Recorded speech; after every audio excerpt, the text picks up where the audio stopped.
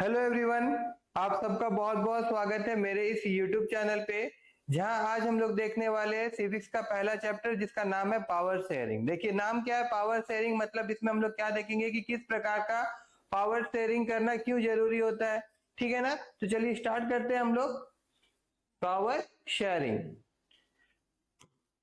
सबसे पहले देखिए इस चीज में, जैसे कि एनसीईआरटी बुक आप जब पढ़ेंगे तो वहां पे सबसे पहला चीज क्या बताया गया कि 9th क्लास में आप लोग पढ़े थे डेमोक्रेसी, और डेमोक्रेसी में आप लोगों को समझाया गया था कि गवर्नमेंट का कोई भी एक ऑर्गन के पास में ही सारा पावर नहीं होना चाहिए।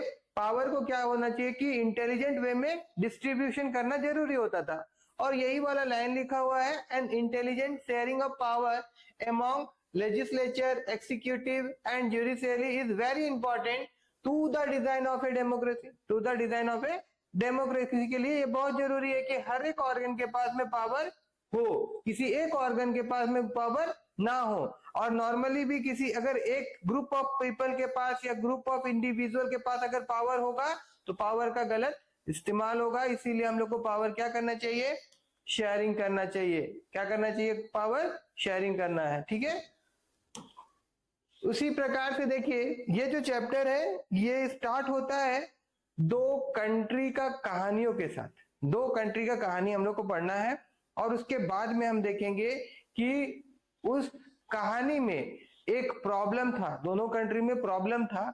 अब उस प्रॉब्लम का सॉल्यूशन उन लोग दोनों कंट्री कैसे निकाला और कौन सा सही तरीका था और कौन सा गलत तरीका था।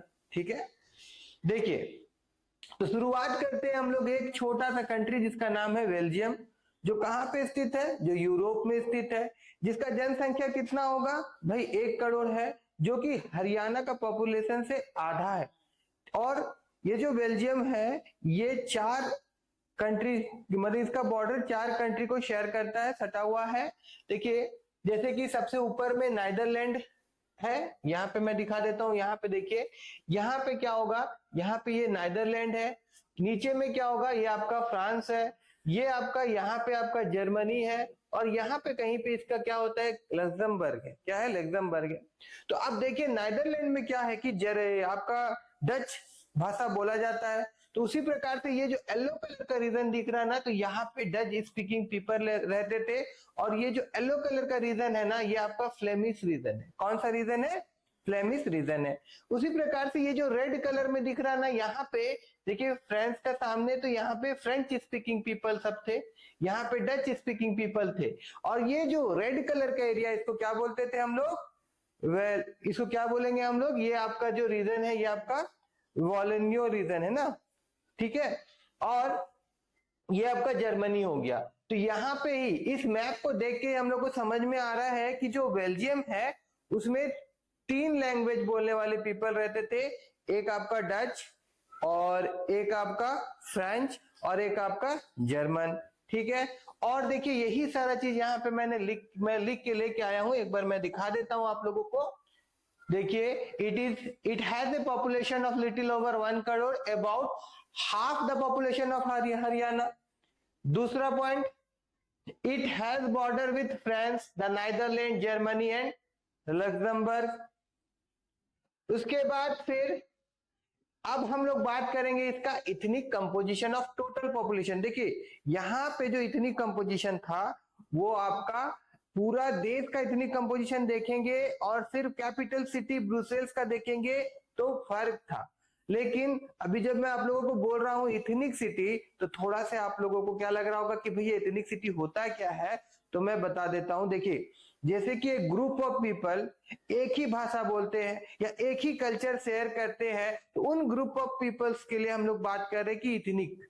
ठीक है, यहाँ पे कुछ ग्रुप ऑफ पीपल है जो सिर्फ हिंदी बोलते हैं, यहाँ कुछ ग्रुप्स ऑफ पीपल है जो कुछ और भाषा बोल रहे हैं, तो हम बोल सकते हैं they are both different ethnic, है ना, दोनों अलग अलग कम्युनिटी को बिलोंग करते हैं। तो बस वही चीज होता है इथनिक। ठीक है, इसका डिफिनेशन भी मैंने यहाँ पे देखा है, मैं दिखाऊंगा। फर्स्ट हम लोग देख लेते हैं कि ethnic composition of A total population कैसा था। मैं आपको सिंपल लैंग्वेज में पहले बता देता हूँ। देखिए कुछ भी नहीं है इस चैप्टर में, आपको सिंपल याद रखना है। हम लोग देखे थे कि ये जो येलो कलर का रीजन है, ये यहाँ पे कौन स्पीकिंग रहते थे? डच स्पीकिंग रहते थे। कौन स्पीकिंग पीपल रहते थे? डच स्पीकिंग पीपल रहते थे। तो जो डच स्पीकिंग पीपल थे 59% जो थे, 59% जो थे वो आपका डच स्पीकिंग पीपल थे, ठीक है, वो डच भाषा बोलते थे। और 40% पीपल जो थे, टोटल पॉपुलेशन का 40%, मैं यहाँ पे लिखूं 40% जो थे वो फ्रेंच बोलते थे। वो क्या बोलते थे? फ्रेंच बोलते थे। और जो सिर्फ 1% थे जो कि जर्मनी बोलते थे, 1% जो थे वो जर्मनी बोलते थे। ये मैंने आपको टोटल पॉपुलेशन का इतनी कंपोजिशन बताया, मतलब पूरा आपका बेल्जियम जो कंट्री है उसका बताया। मगर ब्रुसेल्स में इसका अपोजिट था। अब ब्रुसेल्स में अपोजिट क्या था? ब्रुसेल्स में 80% लोग जो थे वो फ्रेंच बोलते थे और 20% लोग जो थे वो डच बोलते थे, ठीक है ना। यहाँ पे थोड़ा अलग था as compare to the total population of Belgium. अब आगे देखिए, मैं यहाँ पे एक बार दिखा देता हूं आपको। देखिए 59% live in A Flemish region speak Dutch, 60% live in Wallonia region speak French, 1% speak German। ये है इसका इथनिक कंपोजिशन ऑफ बेल्जियम। ये आपका पूछा जाता है, डायरेक्ट सवाल आता है तो आपको याद रखना पड़ेगा। उसकी प्रकार से चार्ट तो जो कंट्री है जो इसके साथ सटा हुआ वो याद रखिएगा, ठीक है ना। कौन कौन सा कंट्री इसके साथ सटा हुआ है? देखिए फ्रेंच, नाइदरलैंड, जर्मनी और लग्जमबर्ग। देन अब हम लोग, अब यहाँ पे देखिए, हाँ ब्रुसेल्स का मैंने नहीं बताया। Ethnic composition of capital city of Brussels क्या है? 80% फ्रेंच बोलते थे और 20% डच बोलते थे। अब हम लोग दूसरा कंट्री का बात करेंगे।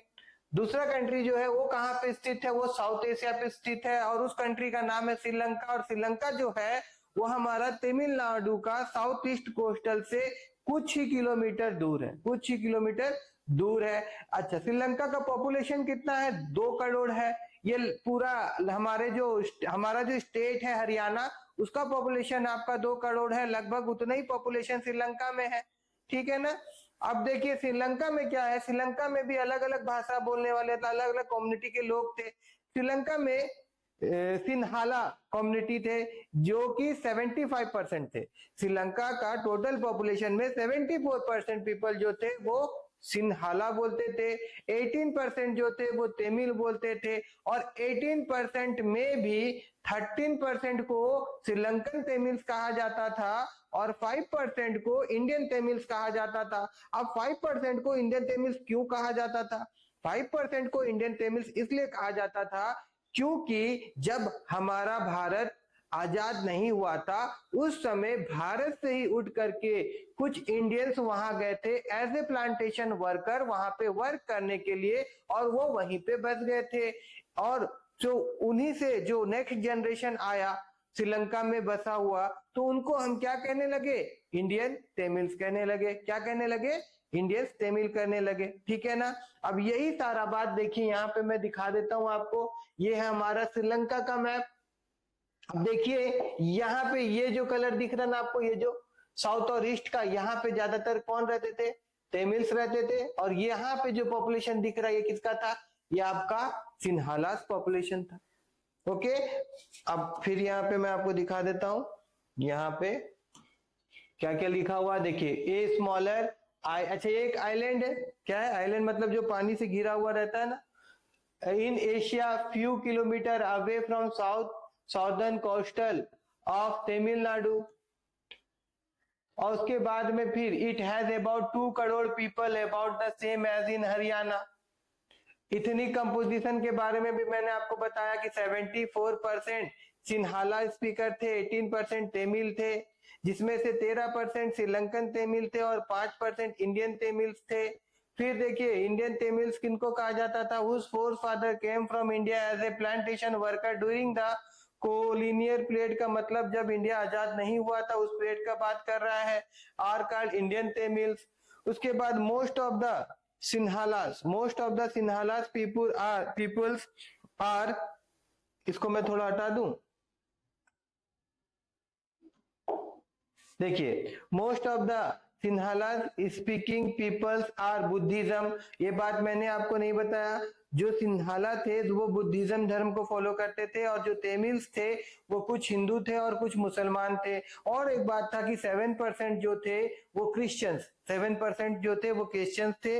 वो 7% क्रिश्चियन जो थे उसमें से कुछ सिंघालास भी थे और कुछ क्या थे, आपका तमिल्स भी थे। ठीक है ना। देखिए वही बात यहाँ पे लिखा हुआ है, most of the Sinhala speaking people are Buddhists, while most of the Tamils are Hindus or Muslim. There are about 7% of Christians, 7% of Christian who are both, वो दोनों थे, वो तमिल्स भी थे और वो आपका सिन्हालास भी थे। जो 7% क्रिश्चियंस, ये उन दोनों के बीच का ही पॉपुलेशन के बारे में बात कर रहा है, जो 7% के बारे में बता रहा है। ओके, अब हम लोग आगे बढ़ते हैं। तो देखिए अब बात हो रहा है कि tension between the Dutch speaking and French speaking community during the 1950 and 96। अब देखिए हुआ क्या, जो डच लोग बेल्जियम में रहते थे वो आर्थिक रूप से गरीब थे, पुअर थे, मगर जो फ्रेंच पीपल थे वो आर्थिक रूप से अमीर थे। अब जो डच पीपल थे उनको लगता था कि जो एजुकेशन डेवलपमेंट और जो इकोनॉमिक डेवलपमेंट और एजुकेशन फैसिलिटी तो था उन लोगों को बहुत देरी से मिला। इस कारण से वो नाखुश थे और यही मुख्य कारण था उनके बीच में तनाव होने का, मतलब टेंशन होने का। और एक कारण ये था, जो बेल्जियम का कैपिटल सिटी था ब्रुसेल्स, वहां पे फ्रेंच जो थे वो ज्यादा मात्रा में थे। फ्रेंच जो थे ज्यादा मात्रा में थे और अमीर भी थे, ज्यादा मात्रा में थे, मेजोरिटी में थे और अमीर भी थे और फ्रेंच लोग। और डच जो थे वो कैपिटल सिटी में माइनॉरिटी में थे, 20% ही डच लोग थे ना ब्रुसेल्स में। अभी हम लोग इतनी कंपोजिशन देखे हैं। ठीक है, अब देखिए यही सारा चीज यहाँ पे लिखा हुआ है।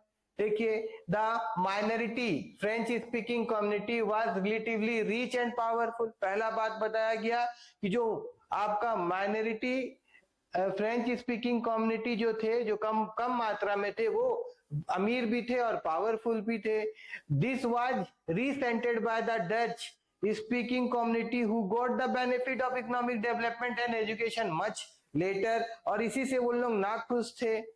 उसके बाद में the tension between the two community was more acute in Brussels because Brussels present a special problem। Brussels में एक स्पेशल प्रॉब्लम था। क्या प्रॉब्लम था? Dutch speaking people constitute a majority in the country but a minority in the capital। बोला जा रहा Dutch का जो संख्या था पूरा कंट्री में बहुत ज्यादा था, मगर जो कैपिटल सिटी होता वहां पे डच का पॉपुलेशन बहुत ही कम था। ठीक है ना। उसके बाद में देखिए अब हम लोग बात करने वाले हैं श्रीलंका। श्रीलंका का हम लोग इतनी कंपोजिशन देख लिए थे, ठीक है ना, कि श्रीलंका में सिंघालास भी थे और तमिल्स भी थे और दोनों में से कुछ पॉपुलेशन में क्रिश्चियंस बोलने वाले लोग भी थे। लेकिन जो मुख्य बात हम लोग करने वाले हैं वो आपका सिंघालास और आपका तमिल्स के बारे में बात करने वाला। श्रीलंका में हुआ क्या, अगर मैं सबसे पहले आपको स्टोरी बता दूं। देखिए श्रीलंका में हुआ क्या, जो सिंघालास पीपल थे उन लोग मेजोरिटी के दम पर गवर्नमेंट का स्थापना किए। मतलब वहां का जो गवर्नमेंट बना, जो सरकार बना, वो क्या देखा कि कौन सा कम्युनिटी के लोग ज्यादा रहते हैं। देखिए कि सिंघालास के लोग ज्यादा रहते हैं तो उन लोग क्या कर दिए, मेजोरिटी के हिसाब से क्या कर दिए, गवर्नमेंट को फॉर्म किए। ठीक है, तो जब भी मेजोरिटी के आधार पे गवर्नमेंट फॉर्म होगा तो क्या होगा, मेजोरिटिज्म चलेगा। मेजोरिटिज्म चलेगा मतलब क्या होगा, देखिए कॉमन सा बात है, अगर कोई सरकार पर्टिकुलर कम्युनिटी का है तो वो अपने कम्युनिटी के बारे में ही सोचेगा। तो उसी प्रकार से जो सिंघालास थे वही तो गवर्नमेंट में बैठे थे, मिनिस्टर सिंघालास का था, जो भी डिसीजन लेना था वो भी सिंघालास को लेना था। तो जो डिसीजन लिया भी जा रहा था वो किसके बारे में लिया जा रहा था, सिंघालास के बारे में लिया जा रहा था, और तमिल्स को इग्नोर कर दिया जा रहा था, उनके प्रति ध्यान नहीं दिया जा रहा था। ऐसा होने से जो तमिल्स थे उनको क्या लगा, उनको अलग होने का इच्छा किया। उनको ऐसे भी लगा कि उनको कोई वहां पे राइट टू इक्वलिटी नहीं मिल रहा है, उनके भाषा को सम्मान नहीं मिल रहा, उनको सम्मान नहीं मिल रहा, तो ऐसा देश में वो रह के क्या करेंगे। तो वो चाहते थे कि एक अलग सा उसको राज्य मिल जाए, अलग सा एक तो राज्य मिल जाए, मगर ऐसा नहीं हुआ। और ये जो दोनों के बीच में कॉन्फ्लिक्ट था धीरे धीरे सिविल वॉर में कन्वर्ट हो गया, धीरे धीरे सिविल वॉर में कन्वर्ट हो गया। अब इसी चीज को मैं यहाँ पे दिखाता हूँ कि एनसीईआरटी लैंग्वेज में क्या बोला गया है और कैसे बताया गया। देखिए सबसे पहले यहाँ पे श्रीलंका आजाद कब हुआ था, 1948 में हुआ था। इंडिया कब आजाद हुआ था, 1947 में हुआ था। तो एक साल के बाद में श्रीलंका आजाद हो गया। उसके बाद में फिर देखिए यहाँ पे जो leader of Sinhalas community sought to, अच्छा यहाँ पे एक मिनट, इसके बाद में ये वाला चीज हम लोग देखेंगे। As a result the democratic elected government adopted a series of majoritism measure to establish Sinhalas. अच्छा ठीक है, देखिए तो अब यहाँ पे क्या बोला जा रहा है कि सिंघालास लीडर जो थे वो गवर्नमेंट फॉर्म किए by virtue of their majority, majority के आधार पे गवर्नमेंट उन लोग फॉर्म किए। अब मेजोरिटी के आधार पे गवर्नमेंट फॉर्म हुआ तो क्या हुआ, as a result the democratical elected government adopted a series of majoritism measure to establish Sinhala. Majoritism बोला मैंने ना कि एक ही कम्युनिटी के बारे में सोचना और दूसरी कम्युनिटी को क्या कर देना, नजरअंदाज कर देना, ठीक है ना। तो यहाँ पे 1956 में ये जो majoritism measure to establish Sinhala supremacy, Sinhala को ऊपर दिखाने के लिए एक एक्ट पास हुआ। और देखिए इस एक्ट में क्या क्या हुआ, देखिए क्या हुआ, it recognise Sinhala as a official language thirst, इससे क्या हो रहा, थर्स्ट डिसरिगार्डिंग तमिल। 1956 में जो एक्ट पास हुआ उसमें पहला क्या था, पहला था कि सिंघाला को क्या कर दिया गया था, ऑफिशियल लैंग्वेज बना दिया गया था। दूसरा क्या था, दूसरा ये था जो गवर्नमेंट थे, गवर्नमेंट का जो पॉलिसीज बना था वो सारा सिंघालास कम्युनिटीज को, सिंघालास कम्युनिटी को फॉलो फेवर कर रहा था, क्या कर रहा था, फेवर कर रहा था। जैसे कि यूनिवर्सिटी में पोजीशन सबसे पहले किसको दिया जाएगा, एडमिशन सिंघालास को दिया जाएगा। गवर्नमेंट जॉब है तो सबसे पहले किसको दिया जाएगा, सिंघालास को दिया जाएगा। ऐसा पॉलिसीज लेके आया गया था, ये जो गवर्नमेंट फॉर्म हुआ था।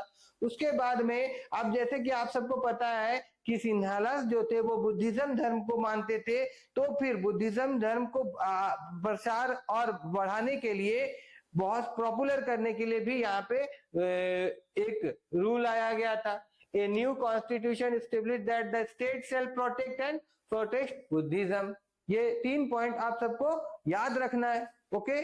उसके बाद में देखिए अब यहाँ पे मेजोरिटिज्म होता क्या है, तो मैंने जैसे बताया एक बिलीव, एक सोच है that the majority community should be able to rule, कि मेजोरिटी कम्युनिटी जो है वही कंट्री को क्या करेगा, रूल करेगा। इन विच एवर वे, जैसा चाहे वैसा वो रूल करेगा, जैसा वो चाहता है, by disregarding the wishes and need of the minority, और माइनॉरिटी का जो इच्छा है, जो जरूरत है, उसको वो डिसरिगार्ड कर देगा, मतलब नजरअंदाज कर देगा, ठीक है, अनदेखा कर देगा, ऐसा समझ जाइए, ओके। अब हम लोग आगे बढ़ते हैं। अब देखिए यहाँ पे ये जो एक्ट पास हुआ था इसमें सारा चीज किसका फेवर में जा रहा था, सिंघालास के फेवर में जा रहा था।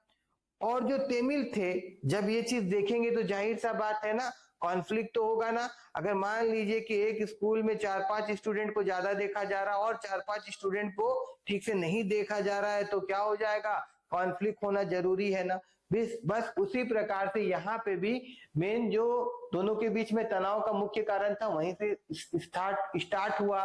तो देखिए यहाँ पे लिखा हुआ, as a result tension between the Sinhalas and the Tamil community aggravated Sri Lankan Tamil notch. तो श्रीलंकन तमिल क्या करते, बस हाथ में हाथ रख के बैठे रहते कि नहीं भाई हमको नहीं देखा जा रहा तो कोई बात नहीं। तो उन लोग क्या किए, उन लोग भी अपना पार्टी बनाए, फिर उन लोग क्या किए, स्ट्रगल्स किए for recognition of Tamil as a official language. उन लोग भी चाहते थे कि तमिल को भी एक ऑफिशियल लैंग्वेज का, एटलीस्ट जहां वहां वो जो रीजन में रहते थे वहां तमिल को दर्जा दिया जाए, उसको भी ऑफिशियली लैंग्वेज बना दिया जाए।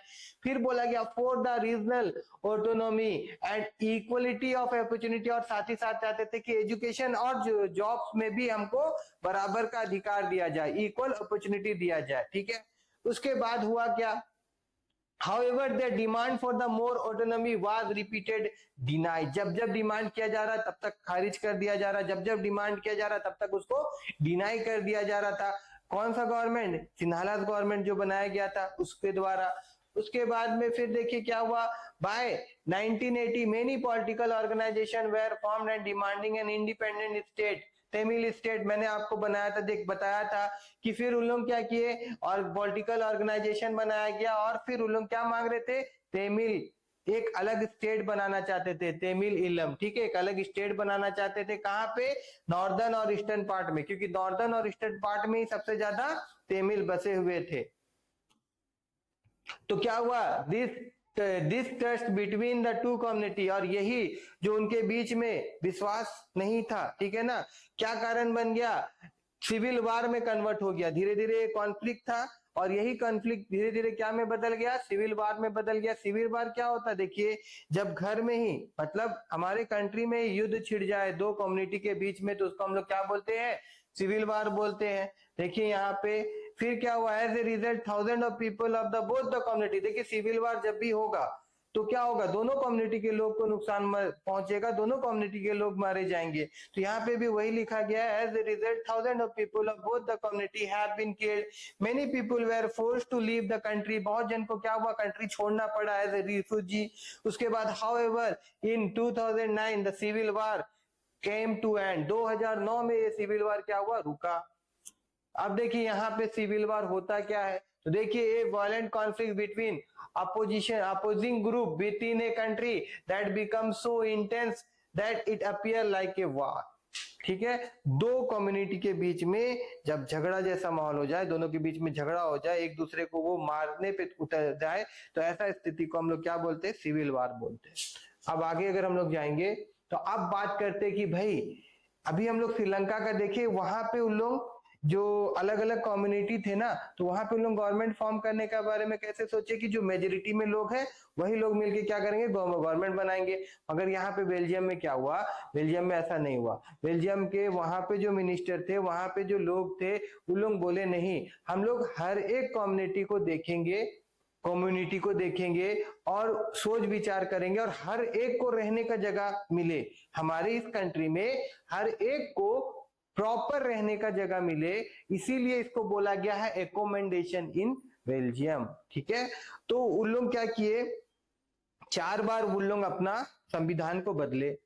क्यों बदल रहे थे, कि किस प्रकार से हर एक कम्युनिटी खुश रहे, ठीक है। 4 बार उन लोग बदलाव किए, वो चीज देखा गया।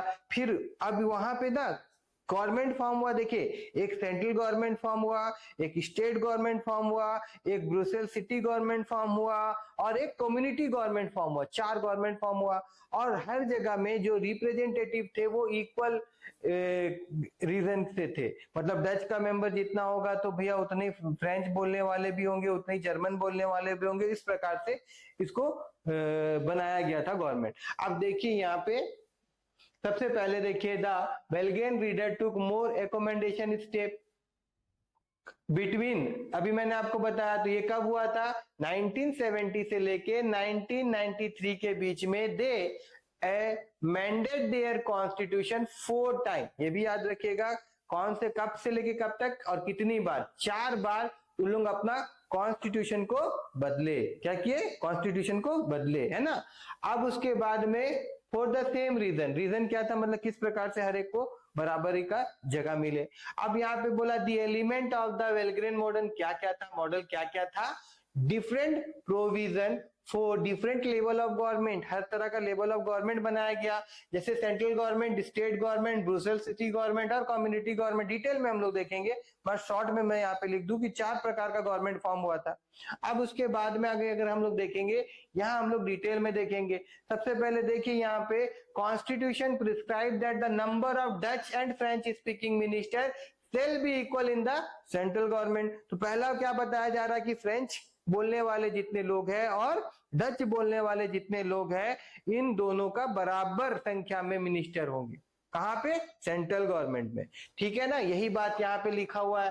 फिर बोला गया some special law required to support of majority of number for each linguistic group, there's no single community can be make decision unilaterally. अब यहाँ पे जो बोला जा रहा है इसका मतलब क्या, देखिए अगर हम लोग देखें तो देखिए क्या हुआ कि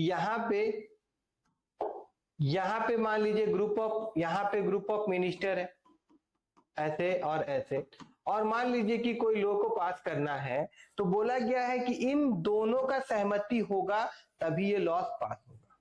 कोई एक कम्युनिटी का मिनिस्टर इस लॉ को नहीं पास कर पाएगा, तो मेजोरिटी चाहिए। देखिए मेजोरिटी ऑफ मेंबर, क्या चाहिए, majority of member of each linguistic group होना चाहिए, ठीक है ना।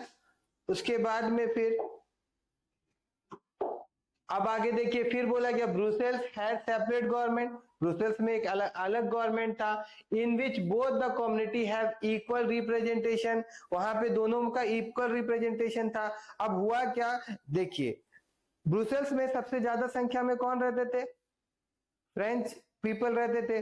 तो फ्रेंच पीपल देखिए, जब पूरा कंट्री में फ्रेंच का जनसंख्या कम था, इसके बावजूद जब सेंट्रल गवर्नमेंट बना तो फ्रेंच मिनिस्टर को इक्वल वैल्यू दिया गया, मतलब जितना डच मिनिस्टर होंगे उतने ही फ्रेंच मिनिस्टर होंगे, कहां पे, सेंट्रल गवर्नमेंट को।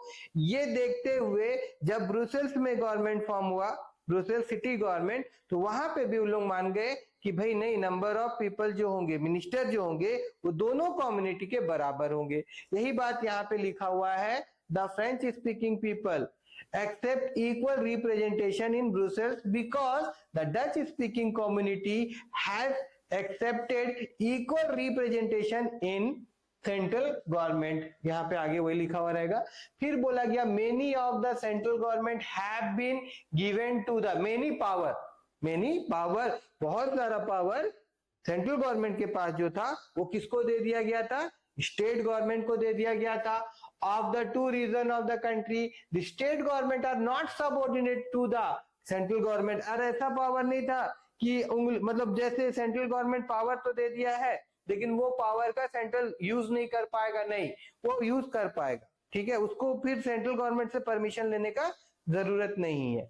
आगे अगर हम लोग देखें, apart from the central and the state government, मतलब हम लोग अभी क्या देखे कि स्टेट गवर्नमेंट भी बना, सेंट्रल गवर्नमेंट भी बना, इनको छोड़ के एक थर्ड काइंड ऑफ गवर्नमेंट बनाया गया। क्या बनाया गया, थर्ड काइंड ऑफ गवर्नमेंट बनाया गया, और इसको क्या बोला गया, कम्युनिटी गवर्नमेंट बोला गया। इसको क्या बोला गया, कम्युनिटी गवर्नमेंट बोला गया। And is elected by the belonging to the one language community. इसको कैसे फॉर्म किया जाता था, एक लैंग्वेज का कम्युनिटी उसको बनाते थे, जैसे कि डच हो गया इसका कम्युनिटी, फ्रेंच का कम्युनिटी, जर्मन स्पीकिंग का community, no matter where they live, ये जरूरी नहीं कि लोग कहाँ रहते थे, कौन सा रीजन में रहते थे। This government has the power, इसके पास क्या क्या पावर था, कल्चर के पावर विषय में लोग बात कर सकते थे, डिसीजन ले सकते थे, एजुकेशन के बारे में डिसीजन ले सकते थे, और लैंग्वेज रिलेटेड इशू जो था इन लोग इस मैटर में उन लोग क्या करते थे, कोई भी पॉलिसीज बनाना हुआ, राय लेना हुआ या कोई डिसीजन पास करना हुआ तो ये कम्युनिटी गवर्नमेंट करता था। ये कौन करता था, कम्युनिटी गवर्नमेंट करता था, ठीक है।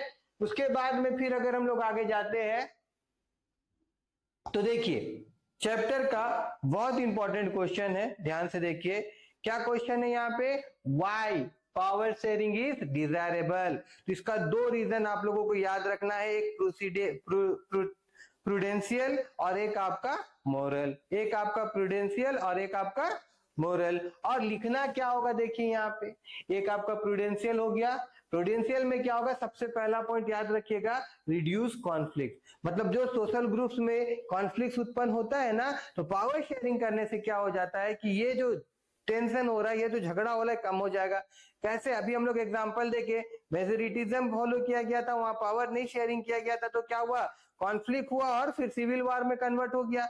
मगर बेल्जियम में हम देखे कि कॉन्फ्लिक्ट हुआ, टेंशन उत्पन्न हुआ, लेकिन पावर शेयरिंग के कारण क्या हुआ, वहां पे जो नेशन था वो एकता में बदल गया। वो क्या में बदल गया, एकता में बदल गया। क्यों, क्योंकि सबको बराबर अधिकार मिल रहा था, अधिकार दिया गया, मतलब पावर को शेयर किया गया ना, हर एक कम्युनिटी के बीच में पावर को शेयर करने से क्या हुआ, कंट्री मजबूत होता है। क्या होता है, कंट्री मजबूत होता है। तो इससे क्या होता है, पावर शेयरिंग से एक बात तो हम लोग समझ गए, क्या हो जाता है, झगड़ा कम हो जाता है, रिड्यूस हो जाता है, रिड्यूस हो जाता है। देखिए आपके घर में भी भाई बहन के बीच में झगड़ा होता होगा, लेकिन जब डिमांड होता है, अगर दोनों का डिमांड को पूरा कर दिया जाए, है ना, तो क्या होगा, झगड़ा कम हो जाएगा ना। मगर एक ही जन का डिमांड को हर बार पूरा किया जाएगा तो क्या होगा, झगड़ा बढ़ेगा कि नहीं बढ़ेगा। सेम उसी प्रकार से पावर शेयरिंग करना क्या होता है, जरूरी होता है।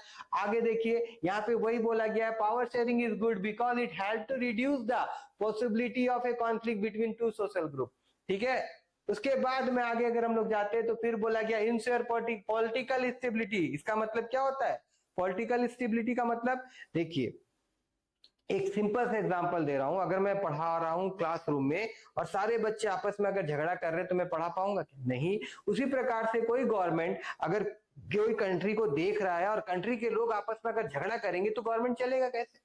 तो इसीलिए पावर शेयरिंग क्या करता है, ये पॉलिटिकल स्टेबिलिटी को भी क्या करता है, बनाए रखता है, पॉलिटिकल स्टेबिलिटी को भी बनाए रखता है। और इस चीज को आप लिख सकते हैं, देखिए, सिंस सोशल कॉन्फ्लिक्ट, अगर सोशल कॉन्फ्लिक्ट होगा तो ऑफ्टन लीड टू वॉयलेंस, तो क्या होगा, झगड़ा बढ़ेगा, एंड पॉलिटिकल इनस्टेबिलिटी, इसके कारण जो पॉलिटिकल ऑर्डर चल रहा था, जो काम काज चल रहा था गवर्नमेंट का, क्या होगा, ठप हो जाएगा। Power sharing is good way to ensure the stability of political order, ठीक है। उसके बाद में फिर अगर हम लोग आगे जाते हैं तो देखिए, प्रमोट नेशनल यूनिटी, ये तो हम लोग देख ही लिए ना, बेल्जियम का एग्जांपल देखिए, हर एक कम्युनिटी को बराबर का अगर आप पावर शेयर करेंगे, देंगे, तो क्या होगा, आपका देश का अखंडता जो है वो बना रहेगा, यूनिटी जो रहेगा वो बना रहेगा, ठीक है। आगे यहाँ पे अगर हम लोग देखें, imposing the billing of majority community over the other में लुक लाइक एन अट्रैक्टिव, यहाँ पे बोला गया कि कभी कभी ऐसा लगता है कि हम लोग तो मेजोरिटी में है, अगर हम लोग ही रूल करेंगे तो ज्यादा अच्छा होगा, देखने के लिए अच्छा लगता है और कुछ दिन अच्छा भी चलता है, मगर ये ज्यादा दिन नहीं चल पाता है। वही बात यहाँ पे बोला गया है, imposing the bill of majority community over other may look like an attractive option in the short run, but in the long run it undermine the unity of the nation। क्या हो जाता है, यूनिटी खराब हो जाएगा, unity नहीं रहेगा, ठीक है, देश में यूनिटी नहीं रह पाएगा अगर हम लोग ऐसा करते हैं तो। फिर देखिए क्या बोला गया है, प्रिवेंट ट्रेनिए, मतलब देखिए इसका मतलब क्या है कि अगर हम लोग किसी का ऊपर जुल्म कर रहे हैं, अगर मेजोरिटी में जो लोग रहते हैं और उनको ऐसा लगता है कि हम लोग तो ज्यादा संख्या में, अगर हम लोग माइनॉरिटी पे जुल्म करेंगे तो हम लोग का कुछ नुकसान नहीं होगा, ऐसा नहीं है। यहाँ पे वही बोल रहा है, देखिए, tyranny of the majority is not just oppressive for the minority, is often affect minority adversely as well. जब भी सिविल वॉर होता है तो आप देख लीजिएगा, ऐसा नहीं है कि मेजोरिटी को नुकसान नहीं होगा, सिर्फ माइनॉरिटी को नुकसान होगा, ऐसा नहीं होता है, दोनों को नुकसान होता है, दोनों को नुकसान होता है, दोनों कम्युनिटी के लोग मारे जाते हैं और दोनों कम्युनिटी के लोग को घर छोड़ना पड़ता है। उसके बाद में फिर आगे हम लोग जाएंगे, देखिए यहाँ पे मोरल रीजन में क्या होता है, सबसे पहले स्प्लिट ऑफ डेमोक्रेसी। देखिए, power sharing is very split of a democracy, ये क्या है, एक डेमोक्रेसी कंट्री में पावर शेयरिंग एक आत्मा की तरह काम करता है, ऐसा समझ जाइए, स्प्लिट है, ठीक है ना, स्प्लिट ऑफ डेमोक्रेसी है। उसके बाद में फिर अगर हम लोग देखेंगे, सिटीजन पार्टिसिपेशन। अब एक डेमोक्रेसी क्या होता है, देखिए, एक democratic rule involve sharing power with those affected by it exercise and who have to live with it affect. उसके बाद अगर हम लोग आगे देखेंगे तो देखिए, people have a right to consult on how they are to be govern, मतलब पीपल, देखिए डेमोक्रेसी में क्या होता है कि जनता के द्वारा ही सरकार को चुना जाता है, ठीक है ना, तो हम लोग का पास एक चॉइस होता है कि हम लोग खुद ऐसा रिप्रेजेंटेटिव को चुने जो हम लोग को गवर्न करे, मतलब हम लोग का देश को चलाए, ठीक है। उसके बाद में देखिए यहाँ पे लिजिटिमेट गवर्नमेंट, मतलब एक जेन्युइन गवर्नमेंट हम लोग बना के देते हैं, क्योंकि ये गवर्नमेंट हम लोग के द्वारा बनाया जाता है। तो यहाँ पे वही बात बोला गया, a legitimate government is one where citizen through participant acquire a stake of a system, मतलब हम लोग की वोट हम लोग दे रहे ना, दैट मींस गवर्नमेंट बनने में हम लोग का पार्टिसिपेशन जो होता है वो ज्यादा है, हम लोग बना रहे हैं, ठीक है। उसके बाद देखिए फॉर्म्स ऑफ पावर शेयरिंग। अब फॉर्म्स ऑफ पावर शेयरिंग में सबसे पहले आ जाता है horizontal power sharing. Horizontal power sharing का मतलब क्या होता है कि डिफरेंट ऑर्गन में बराबर पावर को एक लेवल पे शेयर करना। डिफरेंट ऑर्गन मतलब देखिए यहाँ पे power is share among different organ of a government such as legislature, executive and judiciary. देखिए जैसे मिनिस्टर के पास में अपना पावर है, पुलिस के पास में अपना पावर है और जज के पास में अपना पावर है। इन तीनों में से अगर कोई भी गलत करेगा तो एक दूसरे को क्या कर सकता है, उसको रोक सकता है, ऐसा संविधान बनाया गया है, ठीक है। उसके बाद आगे हम लोग अगर जाएंगे तो देखिए each organ check the other.